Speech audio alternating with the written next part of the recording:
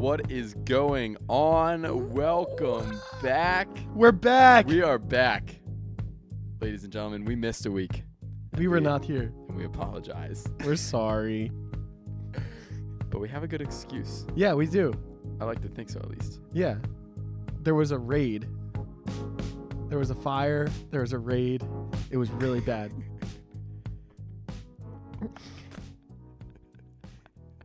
There wasn't a raid.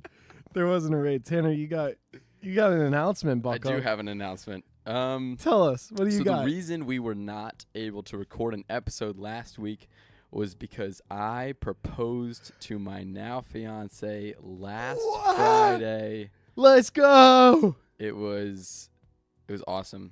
She had no idea. What's her name? Her name is Maylee. Wow. And a connoisseur of now my Kermit fiance. memes.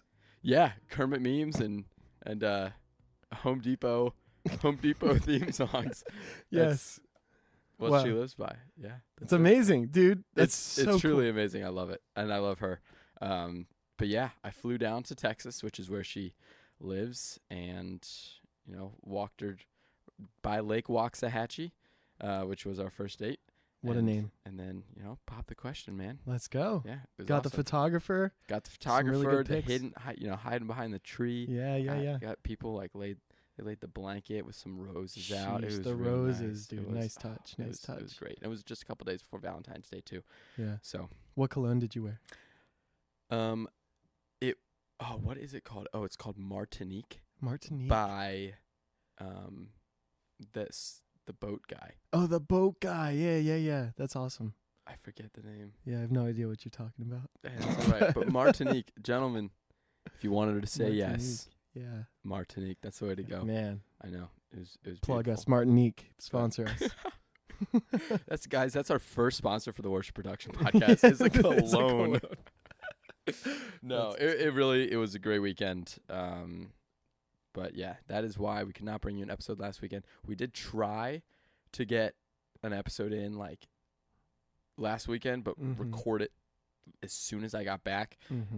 But I got in at 2 a.m. in Baltimore. It was tough. We did try for you guys. We really did. It was just crazy week all around. Couldn't happen. We feel bad, but we're here now. Yeah, you live, you learn, and that's what the heart of this thing is, right?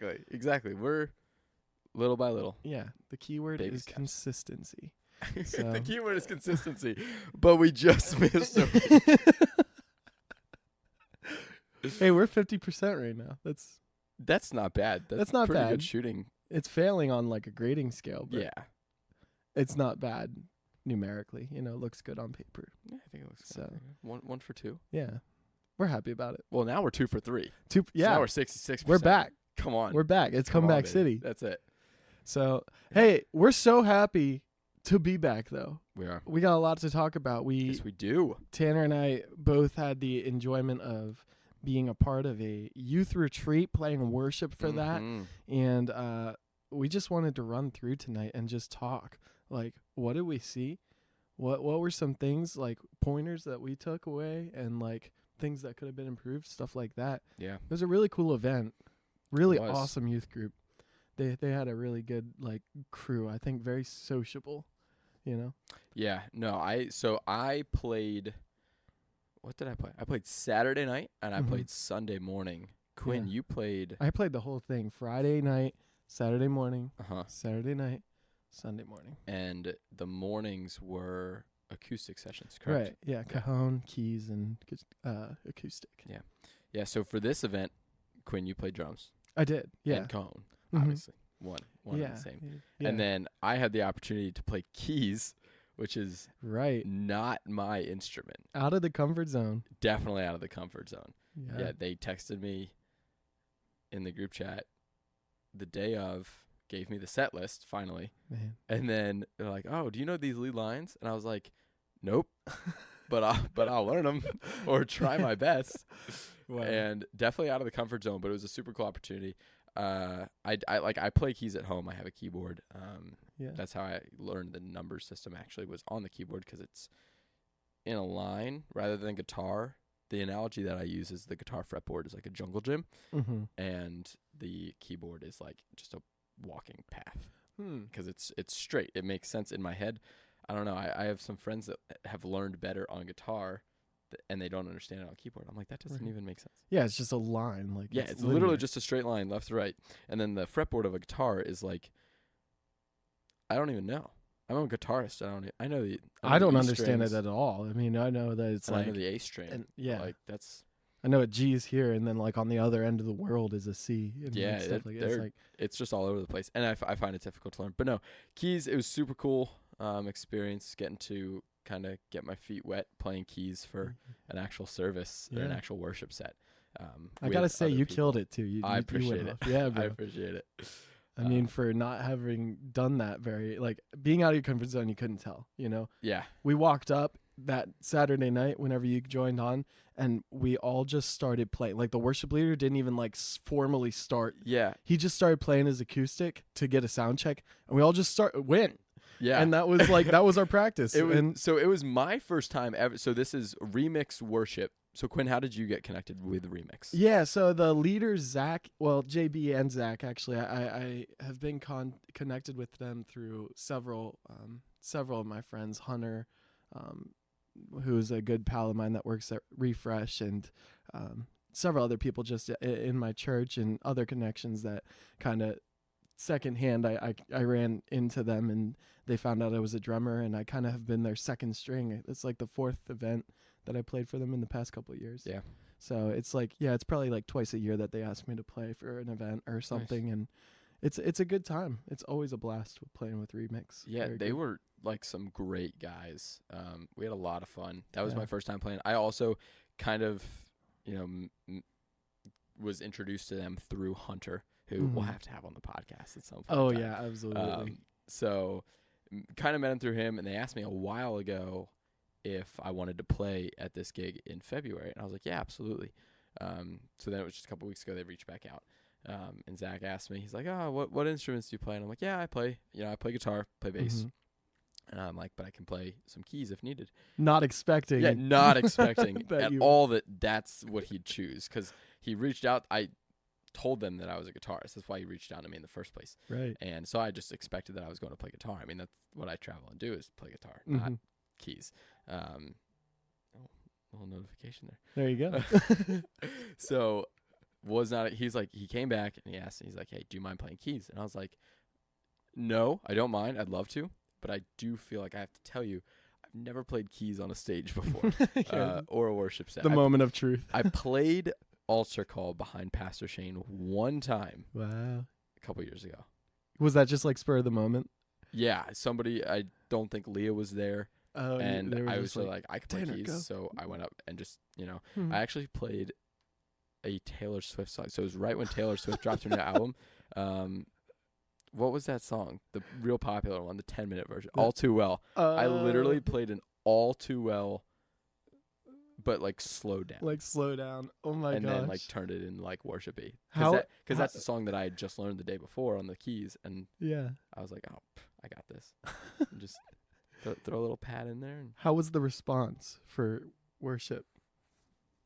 Like, I mean, did the altar time go well? Like, how did the altar time went great. So Pastor Shane preached. He preached. It wasn't last Christmas, but the Christmas before that in youth. So it was.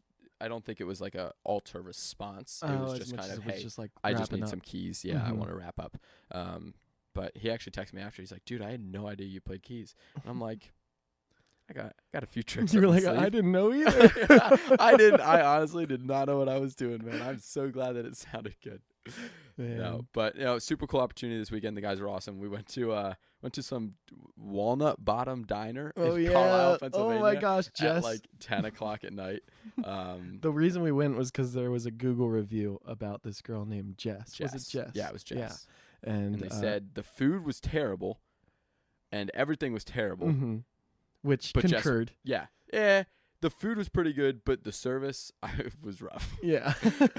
But the only good part of the review, they were like, but Jess was good. And we're like, all right, we got to go and check Jess out. Not in a weird way, but like, clearly there's some hype behind Jess, and we want to go figure out why. Right. Let's go see Jess. Yeah, it was a really cool time just bonding with these guys. And it's always cool when you have experiences like a youth camp where just the presence of God is so there and it's so powerful, and you see like him moving through the students. And I mean, that Saturday night when I was there, I mean, kids were just weeping. It was like you could tell that there was a move.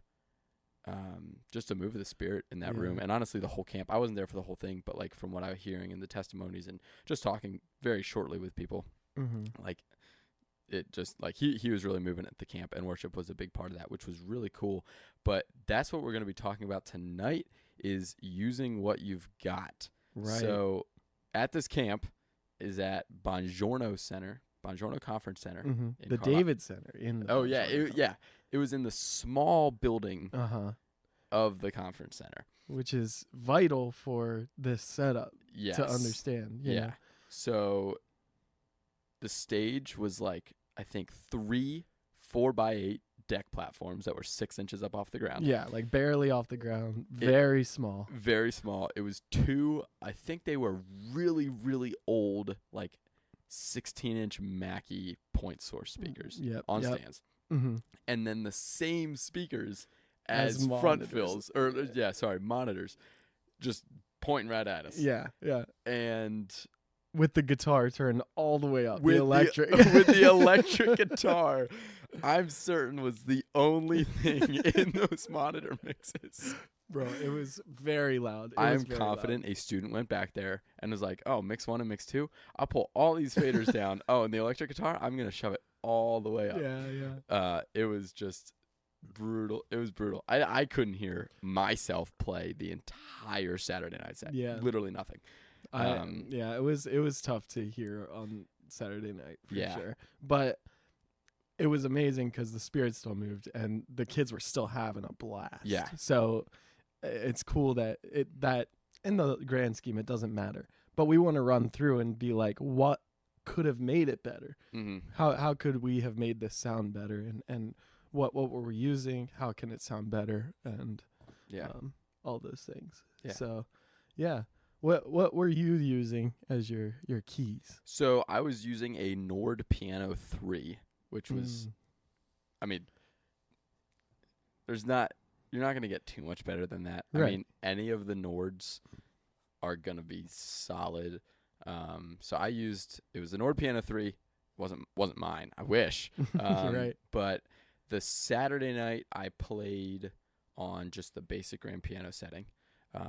But I was scrolling through a little bit, and during altar call and some low moments, I would switch to a pad setting that they had on there. Yeah. It was a little bright, and I wasn't a huge fan, a little shimmery, but it worked. It worked really well.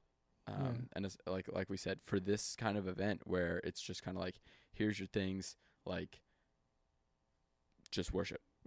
Like, we didn't have to focus too much on, all right, I need everything to be perfect. It was just, we were up there, our hearts were set on him, and we were like, all right, let's go. Let's worship. Yeah. You know what they say, the Lord is where the Nord is. Lord is where the Nord is. Amen. That's honestly the truth. I said this to Quinn earlier today.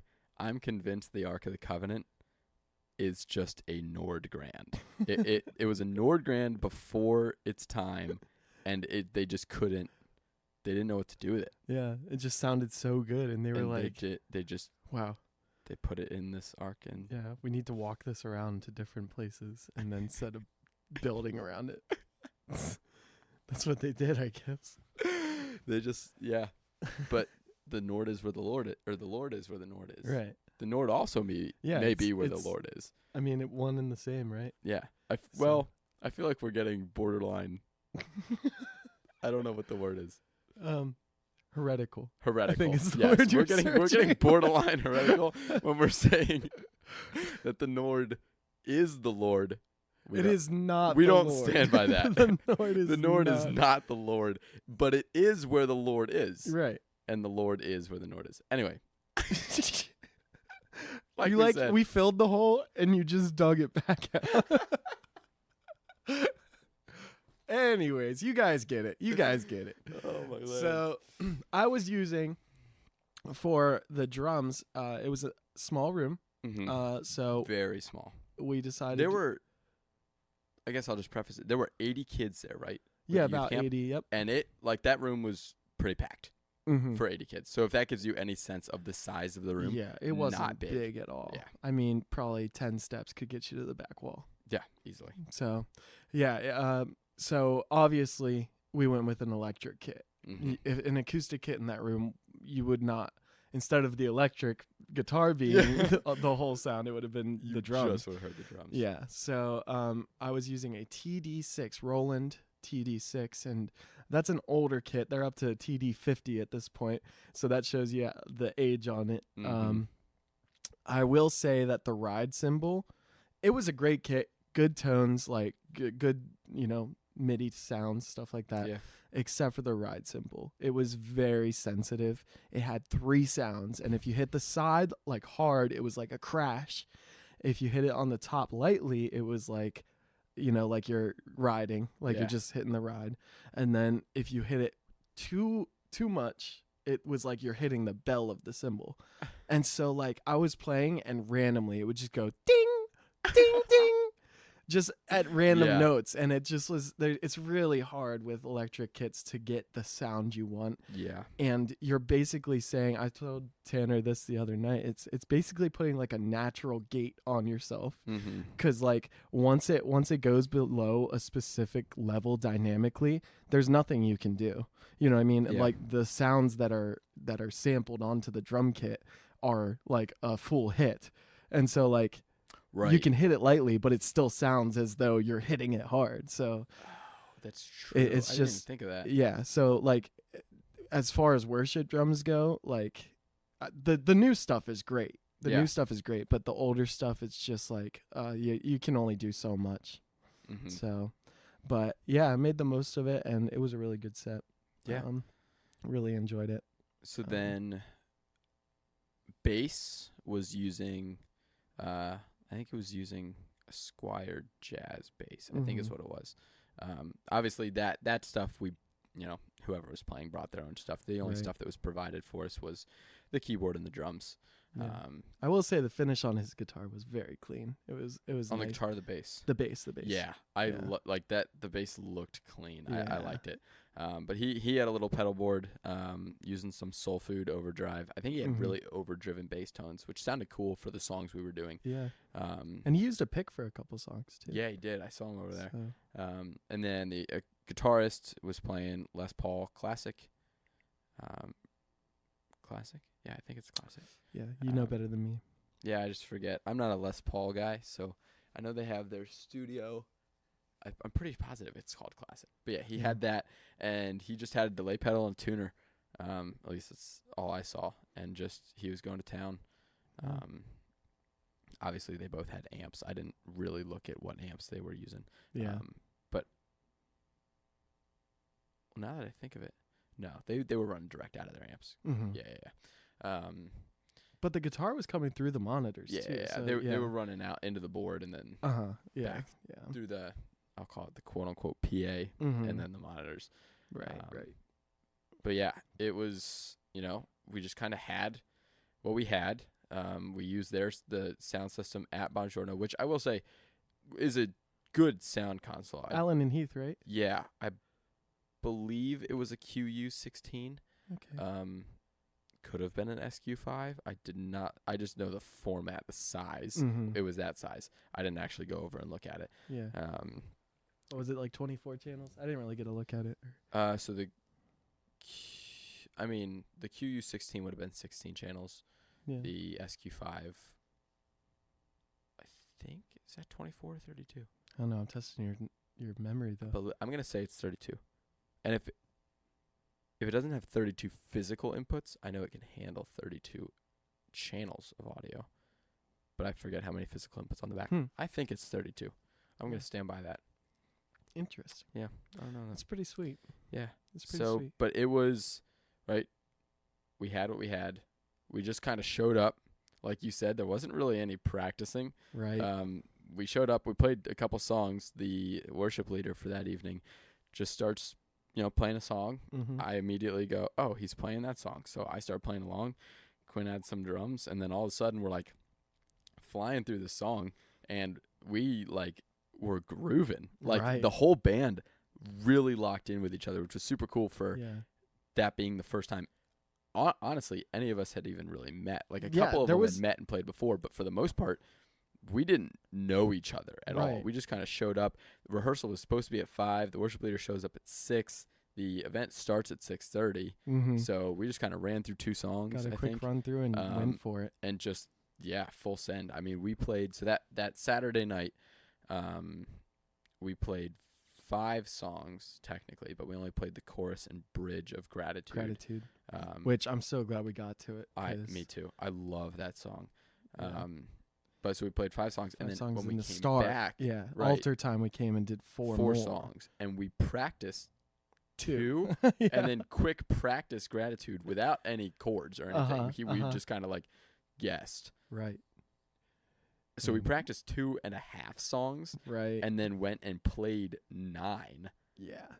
Without rehearsing any of it, and it was great. It was solid the whole way through. I don't think there was. I mean, obviously transitions weren't smooth, right? But it was clear that the youth pastor didn't focus on that, and so it wasn't the biggest deal in the long run. Yeah, and if any of you guys play right on your worship teams, everybody does it differently. Here at CLA, when we're playing on main stage with Chris, he like all the transitions, they're beautiful. They're beautiful. Like there's never any like the keys doesn't die. Like something stays up, something's playing. There's always sound. The key changes are also typically like they work. It's not like you're going from some crazy key to another key that's just completely out there. It sounds good. The arrangement's put together for a reason. But then like I've also played with people who just like, we end the song, we let the song come out, and then we kick the next one in. Yeah. And there's no transition there. It's just hard stop and start again. Yeah. And that's basically what we did. Yeah. End a song, crash out a little bit, do something. Say some words. Say something, and then just switch. Yeah. Switch to the next song. Now, I don't know what your preference is. I've grown up at CLA, and so I'm really a sucker for some smooth transitions. I am as well. It's gotten, like, I've had a hard time getting used to that when I go and play places. Yeah. And they're like, oh, we'll just stop, and then we'll just kick off the next song. And I'm like, all right. Like, yeah, that's fine. Yeah, you got to roll with it, but also it's like, oh, it's an opportunity. Yeah, like, I want to do the transition, but, like, sometimes, like, especially if the congregation isn't even used to it, like, at the end of the day, when you're worshiping, a transition in a song, unless you're sitting there nitpicking, right? Like, it's not gonna make a difference in how God is moving. Yeah. At all. Yeah. Like, at the end of the day, worship, and this is why, like, one of my favorite songs right now is "The Heart of Worship," and it basically, that song talks about, like, I'm sorry, God, for what I've turned worship into. Like, while it's one thing to do worship as best as you can and, learn your parts and, like, really desire to be excellent at it, it's another thing to turn it into, like, a production. Too much of a production and to the point where you're missing the whole reason for worship. And that's to honor God and to worship him and to love him. And when you get too much into the production side of things, it can be, you just forget that. Yeah. But it's like, this retreat was such a cool reminder of it doesn't matter what you have. At the end of the day, it's where your heart's at. Absolutely. It's where the team's at. And if you go out there and, like, if you truly worship God, doesn't matter what guitar you're playing with, doesn't matter what, we didn't have to have a Nord. Yeah. We could have had it. We could have had an unweighted keyboard. Right. I would have hated it. A little Casio. Yeah, exactly. But, like, that will not affect how the Lord moves. 100%. At all. And my mind immediately goes to what's happening in Asbury right now. They just have a guitar and a piano, like an acoustic guitar and a piano. Yeah. And, the Spirit's moving. Yeah. It's insane. So, like, production does not equal, like, Spirit-led. You know what I mean? Yeah. While it can help elevate it or usher it. Usher, I like that. It is not required by any means. Right. By any means. Yeah. And so I think there's a lesson in that for sure. I did also want to talk about the chord charts. It was cool we were using on song. Yeah. which Sponsor I have us. yeah, I have mild experience with OnSong, but it was cool because he was the lead was flipping the charts and everyone's flipped at the same time. Like he was controlling everyone's charts. Yeah. So I know. So I've played with OnSong a couple of times. And if you guys don't know what OnSong is, it's an iPad app, or I guess probably a tablet app. I'm sure it's on Android too, but I don't use anything Android. Maylee, I love you, but please get an iPhone. So I'm sure it's on both platforms. But basically, it's chord charts. If any of you, I mean, I'm sure lots of you have used this before. I'm sure lots of you have used planning centers. I believe it's called Music Stand. It's essentially the same thing, but it works a little differently. So you can upload songs, and then my two favorite features are the beam feature, which basically allows the worship leader to create a set list on OnSong, change the key. And this is super cool because you put in the song select charts, and as long as, I don't know exactly how it works, but somehow if you have the song select chart in, you can just change the key, transpose it, and all the chord, like everything changes seamlessly. And Crazy so you just need one chart. Yeah, it's super cool. But then you can make the set list and beam it to all the other iPads on, I don't know if it's on the network or if it's over Bluetooth, so it's just in the area. Yeah. But basically, all the other iPads for your team get updated immediately. That's There's no insane. delay. There's no like wait a while, let the spinny thing load. It's immediate. Like, it's immediate. So something happens, we decide to add gratitude, and that's exactly what we did during the rehearsal. We're like, oh man, what would be really cool here is to go tag gratitude at the end of, what was it, Greater You Lord? Yep. And so he added, we played it in the rehearsal. We just kind of remembered what it was. And then he added it to the set list, hit beam, and all of a sudden it was on all of our iPads. Right. Like, awesome technology. It's great. Cool. And then the other cool feature is the fact that, all of the iPads can follow the lead iPad essentially. Which, as long as everybody's aware, that's super cool. Right. If not everybody's aware of that, and everybody like goes to swipe at the same time, and all of a sudden you're like, because I don't know if my iPad would change theirs. We didn't actually test it too much. I just saw that he was changing my iPad, and I was like, can you turn this off? Right. For me at least, that would just be a little weird to get used to. I liked being able to change it myself. Yeah. Naturally. It makes sense because you grew up doing that, and yeah, exactly. So it's a comfort zone thing, but it is a really cool feature for someone who wants to like keep it locked in and yeah, and it's like, even if you have like for our main service here at CLA, we have chord charts on a projector in the back of the room, so that gets switched for the whole band, so only one person is switching. We all see the same thing.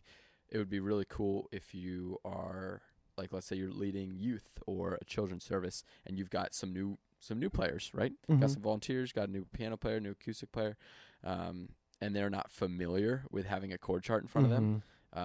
That would be huge for you to be able to flip through it for them. They don't have to worry about that when they start playing, and just allow them to focus on playing their instrument and doing it as best as they can. Yeah. So I could see how that could be sensory overload. Like, oh, totally. Just a whole another thing on the list of things to do. So yeah, keeping that. I also noticed that on the OnSong, JB was able to put like a little Post-it note on the screen. Yeah. And he put Capo 3 on there, but that could be like a really good thing for like, MD without like audibles. You know what I mean? Like you kind of have on the notes like, okay, we're going to do an orchestrated hit here. You know what I mean? Like stuff like that, just little notes that you can throw in anywhere. I really like that. Now, I don't know if those notes went to everybody else's iPad. Oh, okay. But like, it does, like, OnSong allows you to draw and write either on a notepad or straight on the piece of paper. Like the little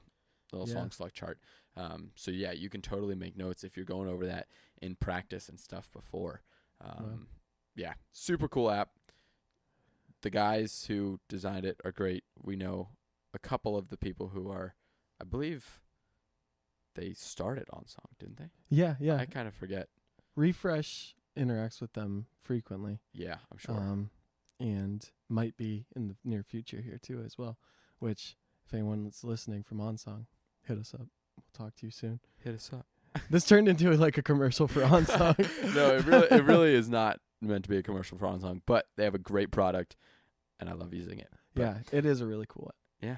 So another thing I want to talk about this weekend is we did not have a musical director. Yes. So and this is like an MD. Yeah, this is something to talk about because I mean it's something that Tanner and I wanted to kind of hit on. Like, there's an unspoken rule of like you should have an MD. Yeah, 100%. You should have an MD. But whenever it's times of like, I almost want to classify it as like organic worship. Like it's kind of just a group of guys coming together. It's and more playing. stripped down. Yeah.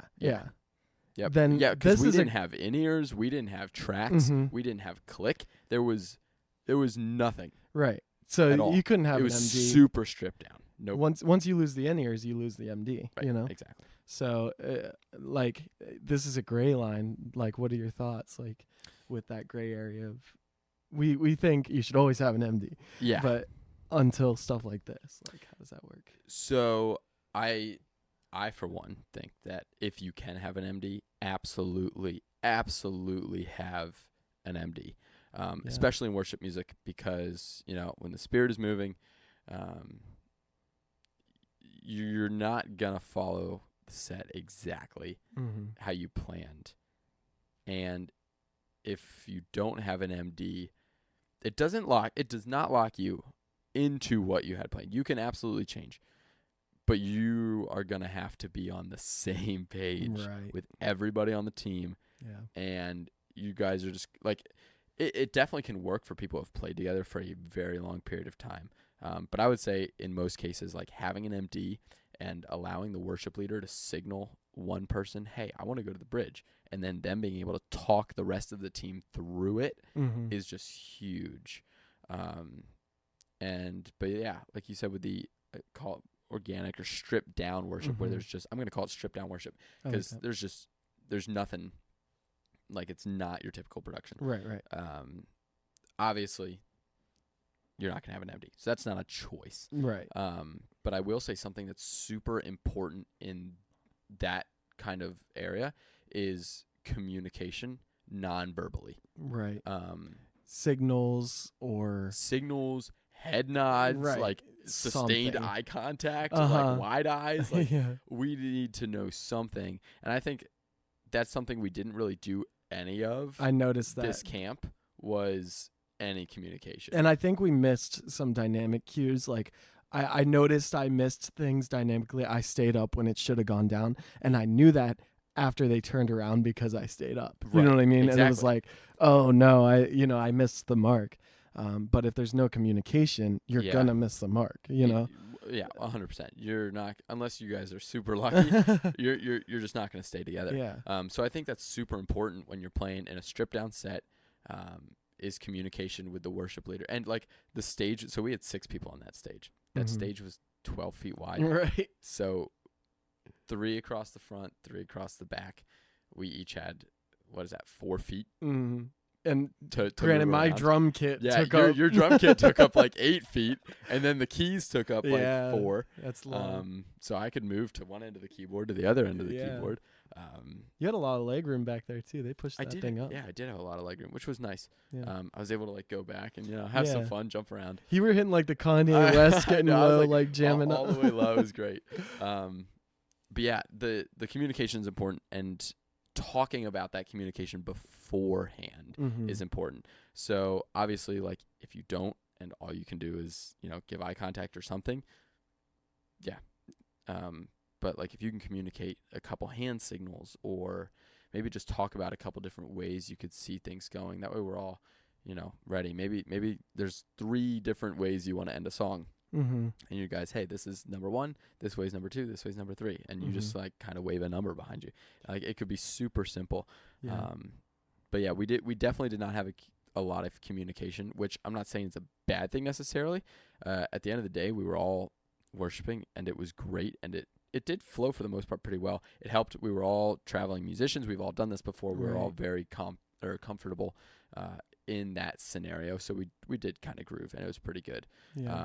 But that's one thing we could have done better was, talk a little bit about, hey, like as the worship leader, like turn around, give us something right to go off of. When you want it to go up, like turn around, mm-hmm. Stomp your foot, bop your head or something like that. And when you want it to go down, like turn around and like shrug your shoulders a little bit, like, hey, calm down. And then I think this retreat is a prime example of what we're talking about here, because I 100%. mean, we played 2 songs for practice, played 9 for the service, so we didn't have any verbal talk of the other songs or anything, like no flow plan at all. It was just like a mutual understanding. We know the songs, we're gonna just run with it. But the one song we did play in the 2 at practice is Graves in the Gardens, and we ended it in practice exactly as the recording does, the bam, bam, bam, bam, bam, like retards at the end, and really big crash ending. We did not do that in service. No, we didn't. No, I did. Yeah, I did too, because that's what we did. That's what we did. There was no signals or anything. No, so the song ends, bum, bum, bum, bum, bum, bum, bum, bum, bum, bum, and then a big crash out. And we just, I don't even know how we ended it. It was just dun, dun, dun, dun, nothing. And then we just like, and then I did the hits, but you could tell the worship leaders were just, on the one, just sitting there crashing out. And we're like, all right. And then, so I start crashing out after I was done with that. Right. And then JB turns around and like picks his guitar up, and I'm like, oh boy, we're doing the hits again. Going back in. And then, and then I got ready to go back in, and then he just crashes it out. And I'm like, it was a little bit of I guess we're done with that song now. It was a little awkward, but at the end of the day, again, we're not the ones being seen. So like, it didn't affect anything. And it's not awkward for them. Right. Because they didn't know. They have no idea. But when you're on stage, you're freaking out. Yeah, it's you have only no awkward idea. for us. I know. Yeah. But that definitely, like, the whole no communication and no practice made me a little nervous, just because, like, playing keys for the first time, typically I would say keys leads a worship set flow-wise. When there's down moments, it's the keys that orchestrate and navigate where we're going, what the next song is. So like in times where it would go down, I would play what I thought we should play. Right. There was no way for me. Typically I am the MD here at CLA, back in youth and main service. Whenever I play, I'm the MD. You do a great job too. Oh, thank you. I appreciate it. I talk a lot. Yeah. So, which most people find really and tip for MDs, talk. Yes. All the time. Use your words. Be supportive. Say, hey, guys, that was awesome. And then, like, just little things. The more you talk, and I will say that with a little asterisk that says, don't be annoying. Yeah. And talk about the set. Right. Don't just talk about anything. Right. But talk about the set. Communicate all the time. Like, even though everybody knows we're going to a chorus after the verse, communicate it. Right. Talk about it. Maybe you do a big crash out and you're like, keep it going, keep it going, keep it going. Yeah, like, yeah. Be a little hype in the mic and just communicate. People love it when you communicate with them, even though they know where they're going. It makes everybody feel more comfortable when you're communicating with them. Yeah. And I learned that from Tim Smith. There you go. Yeah. He's really good he's too. I learned everything from Tim. Yeah. He's a fantastic MD. Yeah. And for MDs, words of encouragement are so good. It's a small detail. It is. But it can bring such an energy to the set.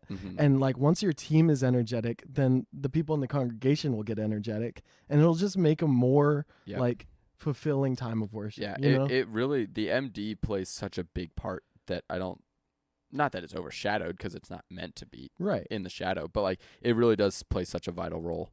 And the way you do it is so important. I've played with so many MDs where it's just chorus. Yeah, right. Bridge. And it's like, okay, like, great. I know where I'm going, but like, I saw the hand signals too. Yeah. So there's a point where what you're communicating, yes, obviously still communicate that, but like how you are communicating it is so important, and it plays such a big role. We'll have to dive into that a little deeper on another episode. We'll get a deep dive on MDs. Deep dive on MD. We'll bring Tim in. It'll be great. That'd be sick. But yeah, I think this was a good run through of just like what we saw this weekend, that stripped down worship environment. Yeah. And it really is beautiful when you get to play in a stripped down worship environment and just worship. Just jam. Like, that was it. Just worship. And yeah, it just clicked, you know? And I love it when I play worship sets that are so simple like that. It's just, it's so freeing. I really do. I just feel so fulfilled after that weekend and overflowed with joy. And like, it was a great weekend. I felt the presence of God 100%. 100%. Like, Glorious Day, the last song we played Saturday night. On Saturday night. Oh my gosh, everyone was screaming it. It was just such a fun. It was really cool to see the camaraderie in that group in the youth group. Oh, like, all the guys to my right, like I think they were middle school boys. Were right to my right because I was right. I mean, the stage again was tiny, so they were right there with you. They like get in this big huddle, and they're just screaming the lyrics to these worship songs, and all I love it. Arms It was super cool to watch. Super cool to watch how God moved in the camp. Yeah, and I love camps and special events. A stripped down worship where you don't have the best gear. Right. You don't have the best people. You don't have the best soundboard. We didn't even have a front house guy. Yeah. Like, there was no EQ done at all. I mean, don't think a lot. Like, minimal. Maybe on the voices. The voices sounded good. Yeah, the voices sounded fine. But I mean, we were just on wired 58s. Yeah. That's it. Like, so super basic, but yeah, basically what we're trying to say. It doesn't matter what you got. You work with what you have. You usher the Holy Spirit. You worship genuinely, and it'll be great. That's the role. That's the role. And that's what we're called as worship musicians, is to just worship. Yeah. Worship and in ourselves. Musical directors, the tech guys. Yep. Yeah, I was talking with Alex Beitzel today, and I was like, you and the lighting guy are just as big a part of the worship team as all the band members on stage. It's true. Like, what you guys do it's just as important. Yeah. It all has impact and does great stuff for, the service and the kingdom. Yes. So. Hallelujah. Hallelujah. But Quinn, before we wrap things up, what are 2 things that you would have done this weekend to improve our situation a little bit with what we had? I think a newer electric kit. Yeah. Just as a selfish one, because it was the ride cymbal. Really, just the ride cymbal. Quinn has beef with this ride cymbal. Yeah. Oh my gosh, guys, it was rough, but I still enjoyed it. I still enjoyed playing. And then that communication, just whether hand signals or talking before. I think those would have been my 2. Yeah. How about you? What are your 2? I think my first thing would be, again, maybe a little selfish, but like, have better monitor mixes. Like we touched on pretty quick. Like, I genuinely did not hear I didn't hear the keyboard at all during that first set. Yeah. Nothing. So I don't know. Right. I think I was hitting the right stuff. I hope so. Hope it sounded good. Yeah. I didn't hear nobody yelled at me afterwards, so I'm assuming I was doing, for the most part, hitting the right chords. But I would say, maybe invest a little more time on the front end, make sure stuff is EQ'd and sounded good, especially for the band when you don't have IAMs. Like, make sure those monitor mixes are crisp. Right. It'll just help. It'll help the band groove together, help things go a little more smooth. And then, I would also go with communication. Just talk a little bit more before the service, get everybody on the same page. Not that we weren't totally on the same page, but that I'll call it like the spontaneous moments, like a little more communication there. Yeah. I think communication is key. It really is. And it'll make or break a thing. So that's why we're communicating to you right now that we are going to be launching. This is a weird segue, but we are starting our Instagram page this week. Yes. And we want you guys to give a follow. Yes. And this is going to be a resource that you guys can see what we're up to, what's in the pipeline, and also you can DM this Instagram account with questions that you have. Please send us questions. We want to hear from you guys. Yeah, we want this to be your podcast as much as it is ours. Yeah. And so whatever questions you have, it'll intrigue us and get us talking. So, send those our way. Yeah, we'd love to help you guys out, answer your questions, and just have some cool conversations about some cool worship production. Yeah. The deal. 100%. Well, We will talk to you guys next week. Yes, we will. This time it's for real. This is a promise, guys. We will release an episode next week. We're not gonna miss another week this month. Oh, that's a big promise. Well, I mean, February ends in 1 week. Yeah, So, we got 1 week to prove ourselves right. Exactly. But no, guys, we appreciate you listening to episode 2 of the Worship Production Podcast. More to come.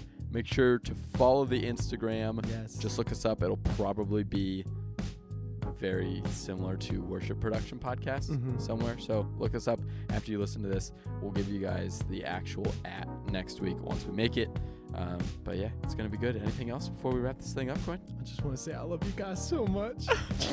I love you, that person from Belgium. Yeah, Belgium. Shout out Belgium. You were our first listener. Yeah, we had a listener from Belgium. So that was pretty cool. But we're international. Yeah. Anyway, guys, have a great week. And we'll catch you next time. See ya.